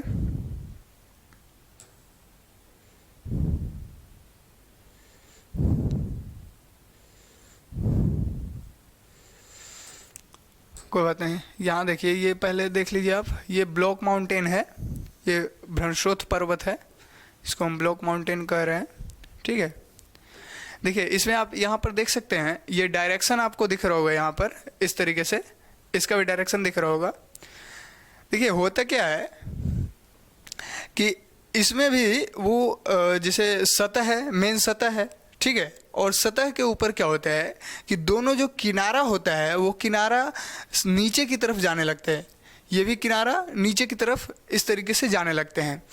तो और उसकी वजह से ये जो आकृति बनता है, ये जो आकृति बना हुआ आपको दिख रहा है, ये माउंटेन के जैसा आकृति बन जाता है, पर्वत के जैसा बन जाता है। ठीक है, तो देखिए ये एक तो सरफेस है, ये पूरा सरफेस है, ठीक है, और ये सरफेस से क्या होता है, ये जो साइड वाले एरिया होते हैं, ये बीच वाला तो वैसे ही होता है, इन साइड वाला एरिया ऐसे जाता है, ऐसे ऐसे नीचे की ओर जाने लगता है। तो ये ऊपर ऐसे बन रहा है ना, बीच में क्या हो रहा है, इस तरीके से बन जाता है, और साइड वाला एरिया ये ऐसे होता है। तो इसका नाम दिया जाता है कि ये ब्लॉक माउंटेन है। ये फॉल्ट के कारण एक माउंटेन का निर्माण हो गया, ये भ्रंश के कारण एक माउंटेन का निर्माण हो रहा है। भ्रंश में क्या होता है, खिसकता है, तो यहाँ फिर क्या हो रहा है, ये ऐसे खिसक रहा है, तो ये ऐसे होता है, ऐसे जो साइड वाले होते हैं ना, दोनों जो साइड वाले होते हैं एरिया, वो दोनों इस तरीके से ऐसे नीचे होते हैं, तो ये ऐसा फिगर हो जाएगा। तो ये ऐसा फिगर यहाँ पर आपको देखने को मिल रहा होगा, यही पर्वत का निर्माण हो गया है, इसी को बोलते हैं कि ये भ्रंश पर्वत है। ये क्या है, भ्रंश पर्वत का निर्माण हुआ है। तो जाहिर सी बात है, एक में क्या हो रहा है, ये ऐसे बन रहा है, तो दूसरा में क्या होगा, दूसरा में क्या हो, देखिए रैंप घाटी नहीं है, ये रैंप घाटी नहीं है, रैंप घाटी में ये दोनों ऊपर उठ जाते हैं, और वो भी ऐसे नहीं उठते, वो ऐसे उठते हैं, तो एक घाटी का निर्माण होता है। ठीक है, और भ्रंश घाटी में दोनों ये बीच वाले ऐसे डायरेक्टली ऐसे हो जाते हैं, ऐसे नहीं होते। लेकिन भ्रंशोत्थ पर्वत में यानी ब्लॉक माउंटेन में क्या होता है, जो दोनों किनारा होता है वो ऐसे जाते हैं, ऐसे नीचे जाते हैं। तो ये ऐसे जा रहे हैं, तो इस तरीके से क्या हो रहे हैं, एक माउंटेन का निर्माण हो रहा है। फिगर में उतना अच्छा से दिखाया नहीं है, लेकिन कोई बात नहीं, आप यहाँ समझ सकते हैं कि भ्रंशोत्थ पर्वत इस तरीके से होते हैं। ये देखिए, ये सरफेस है, तो ये बीच वाला भाग तो यहीं पर रहता है, लेकिन ये क्या होता है, ये एक ऐसे जाता है, दूसरा ऐसे जाता है, ऐसे चला जाता है। तो ऐसे दोनों किनारा जा रहा है, दोनों किनारा जब ऐसे जाता है तो ये क्या बन रहा है, ये इसको यदि हम यहाँ से हटा दें, इसको यदि यहाँ से हटा दें हम, तो ये क्या बन रहा है, आप यहाँ से देख सकते हैं, ये ऐसा फिगर बन रहा है ना, इस तरीके से माउंटेन के जैसा फिगर बन जाता है। दोनों किनारा जब नीचे चला जाए इस तरीके से, तो एक माउंटेन का निर्माण होगा, ये पर्वत बनता है, इसको भ्रंशोत्थ पर्वत कर रहे हैं। हॉर्स पर्वत भी वैसा ही होता है, लेकिन इसमें क्या होता है कि ये सतह है, तो इस सतह से क्या होता है, बीच वाला भाग जो है अपने आप ऊपर उठ जाता है, बीच वाला भाग अपने आप ऐसे होकर के उठ जाता है ऊपर। ये इसका भी फिगर आपको हम दिखा देते हैं, देखिए इसका भी फिगर आपको यदि हम दिखा दें तो ये भी आप यहाँ पर देख सकते हैं। देखिए ये दोनों सरफेस है, ये दोनों सरफेस आपको यहाँ पर दिख रहा है, और ये बीच वाला भाग आप देख सकते हैं इस तरीके से ऐसे ऊपर उठ गया है, ये बीच वाला भाग इस तरीके से ऐसे ऊपर उठ गया है, इसी को कहते हैं हॉर्स पर्वत। यहाँ पर लिखा हुआ है होस्ट पर्वत इसको कहते हैं, और इसका जो ये नाम होता है इसको कहते हैं ग्रेबेन। इसका नाम क्या दिया जाता है, इसका नाम ग्राबेन ऐसे कहते हैं, ग्राबेन इसका नाम हो जाता है, ठीक है, ग्राबेन है। क्लियर। तो ये होस्ट पर्वत कैसे होता है। अब आप खुद बोलिएगा कि अच्छा एक बात बताइए, देखिए आपको एक और फिगर यहाँ पर दिखाई देते हैं, आप कहिएगा कि ये दोनों फिगर में अंतर क्या है। ये दोनों फिगर में जनरली अंतर क्या है, आप इसको तो समझाइए। एक तो ये फिगर हो गया, दूसरा ये फिगर हो गया, इसमें भी ऊपर उठा हुआ है ऐसे माउंटेन के जैसा, और इसमें भी उठा हुआ है। ये है कि इसमें थोड़ा ज़्यादा उठा हुआ है तो इसको हॉस्कर है और इसको ब्लॉक माउंटेन, ऐसा है क्या? ऐसा नहीं है, दोनों फिगर सेम नज़र आता है। जैसे रैंप घाटी और भ्रंश घाटी का फिगर सेम नज़र आ रहा था ना, उसी तरीके से भ्रंशोत्थ पर्वत और होस्ट पर्वत का भी जो है फिगर सेम नज़र आता है, लेकिन इसके संचलन में अंतर होता है। इसमें क्या है कि दोनों, ये जो दोनों हैं ये क्या होते हैं, जो दोनों किनारा है वो नीचे की ओर जाता है, और इसमें क्या होता है दोनों किनारा सेम होता है लेकिन बीच वाला ऊपर हो जाता है। समझ में आ रहा बात? तो दोनों का संचलन में अंतर है लेकिन फिगर सेम ही होता है। फिगर देख के आप कंफ्यूज मत होइए, ठीक है। तो इसको कहते हैं ये हॉर्स पर्वत है। क्लियर। तो अब शायद ये पूरा भ्रंश लगभग क्लियर हो गया। भ्रंश में और कुछ है नहीं। देखिए भ्रंश क्या होता है, भ्रंश के कितने प्रकार हो सकते हैं, भ्रंश के द्वारा कितने आकृतियां बन सकते थे, वो लगभग हमने पढ़ लिया है। अब एक चीज़ और हमने पढ़ा, वलन क्या है, वलन के प्रकार कितने हैं, उसका फिगर वगैरह भी हम लोगों ने देखने का प्रयास किया है, जिसके वजह ये देखिए भ्रंश जो भी दिख रहा है ये पर्वत ही है जनरली, जो वलन है वो भी पर्वत ही है जनरली, ठीक है। क्योंकि ये दोनों क्या है, पर्वत निर्माणकारी बल के कारण ही तो उत्पन्न हो रहे हैं पृथ्वी की सतह पर।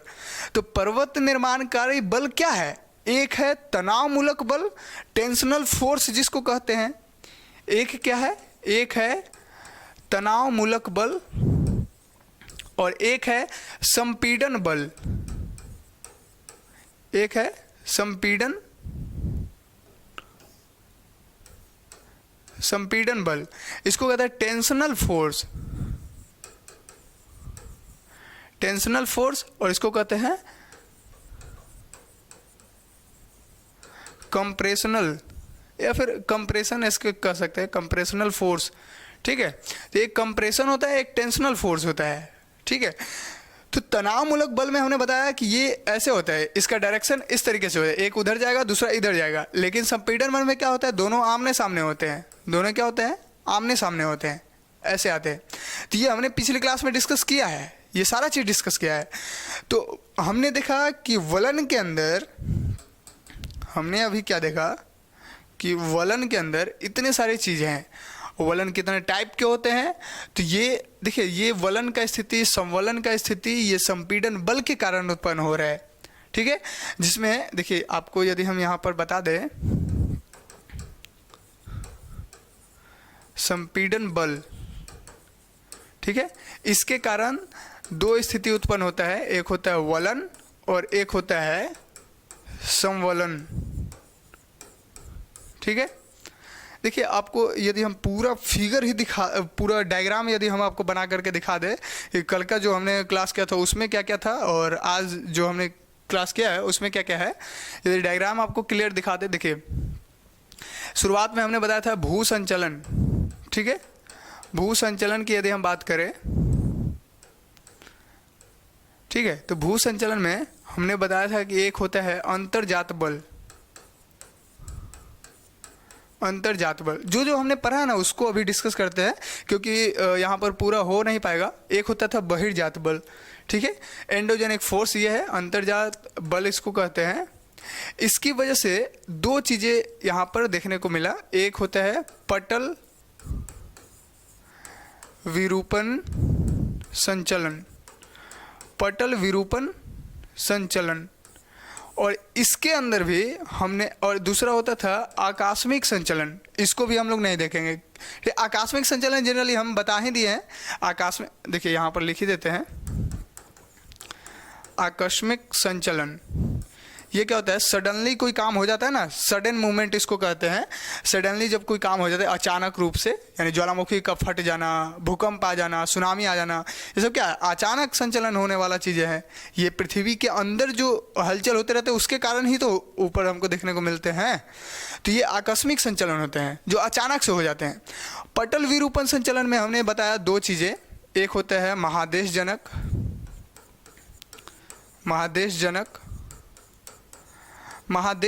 संचलन, और दूसरा हमने बताया था कि पर्वत निर्माणकारी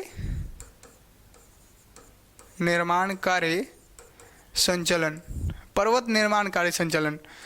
तो देखिए महादेशजनक के अंदर हमको अभी नहीं जाना, क्योंकि ये सारा चीज़ हमने पिछले क्लास में डिस्कस कर दिया है। तो इसको जो है आप पिछली क्लास जा करके देख सकते हैं, आपको समझ आएगा। आज हमने ये देखने का प्रयास किया कि पर्वत निर्माणकारी बल के अंदर, मतलब संचलन के अंदर, जो पर्वत निर्माण करने वाले संचलन होते हैं उसके अंदर एक होता है तनाव मूलक बल और दूसरा होता है संपीड़न बल। ठीक है, इसके कारण तीन स्थिति यहाँ पर देखने को हमने बताया। एक होता है चटकन, ठीक है, दूसरा होता है दरार, तो ये लगभग हमने देख लिया था। तीसरा होता है भ्रंश का स्थिति हमको देखने को मिलता है, भ्रंशन का। ठीक है, तो आज हमने भ्रंश को देखने का प्रयास किया था, तो इसका देख सकते हैं आप कहाँ पर डायरेक्शन है इसका। और संपीड़न के कारण, संपीड़न में हमने देखने का प्रयास किया था कि एक होता है वलन और एक होता है संवलन। तो आज हमने भ्रंश को तनावमूलक बल के अंदर और वलन को संपीड़न बल के अंदर देखने का प्रयास किया। हालांकि वलन का स्थिति तनाव के कारण भी होता है उत्पन्न, संपीड़न के कारण भी होता है, लेकिन इसका मात्रा ज़्यादा होता है। और भ्रंश का स्थिति जो है ये तनाव के कारण भी होता है, संपीड़न के कारण भी होता है। ठीक है, तो यहाँ पर ये कन्फ्यूजन नहीं होता कि ये फिक्स है, ऐसा कुछ नहीं होता, फिक्स नहीं है। बस ये है कि इसका रेशियो ज़्यादा होता है इसलिए इसमें रख रहे हैं, इसका रेशियो ज़्यादा होता है इसलिए इसको यहाँ पर रख रहे हैं। ठीक है, तो यहाँ पर हमने ये देखने का प्रयास किया कि भ्रंश के अंदर कई सारी चीज़ें थे। जैसे एक था सामान्य भ्रंश, ठीक है, दूसरा जो हमने बताया वो था व्युत्क्रम भ्रंश, और नेक्स्ट जो हमने बताया था ये होता है नतिलंबी भ्रंश या पार्श्वीय भ्रंश इसको कहते थे। और एक और हमने बताया था जिसको कहते हैं सोपानी भ्रंश। ये चार भ्रंश आज हमने डिस्कस किया। भ्रंश से होने वाले जो आकृति होते हैं, आकृति जो फिगर देखने को मिलते हैं, उसमें भी हमने बताया एक होता है भ्रंश घाटी, एक होता है रैंप घाटी, और एक जो हमने बताया एक भ्रंशोथ पर्वत,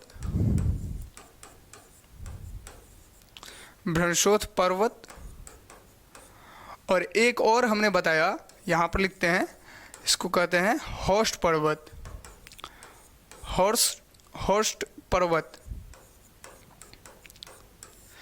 तो ये चीज़ें भ्रंश के द्वारा होने वाला ये आकृति था, इसको हमने समझा।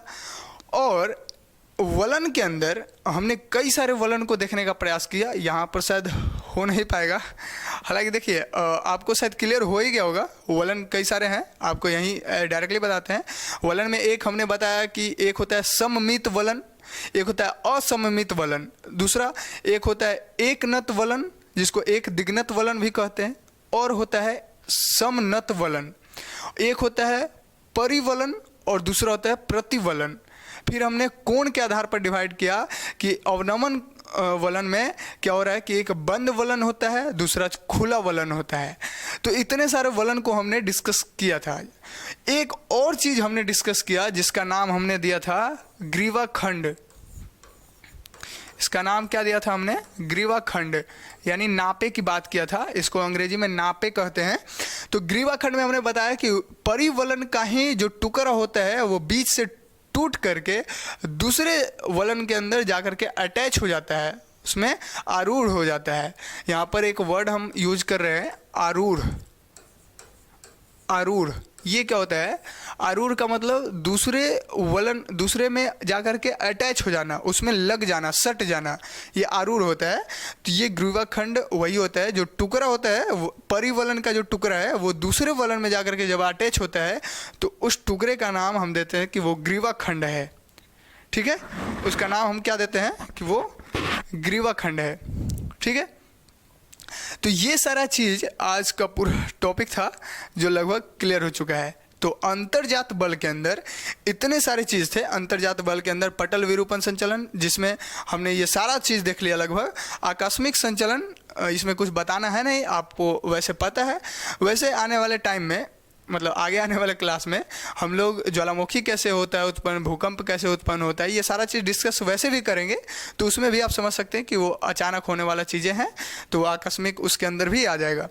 तो इसमें ज़्यादा कुछ है नहीं। तो अंतर्जात जो बल है, जो भू संचलन, जो हमारा टॉपिक था अर्थ मूवमेंट, उसमें जो अंतर्जात बल है वो लगभग क्लियर हो चुका है। अब आते हैं जो हमारा नेक्स्ट टॉपिक होगा, वो होता है बहिर्जात बल, यानी एक्सोजोनिक फोर्स के अंदर हम लोग आएंगे और फिर उसको पढ़ने का प्रयास करेंगे, उसको समझने का प्रयास करेंगे। तो आज का क्लास यहीं पर ड्रॉप करते हैं, फिर मिलते हैं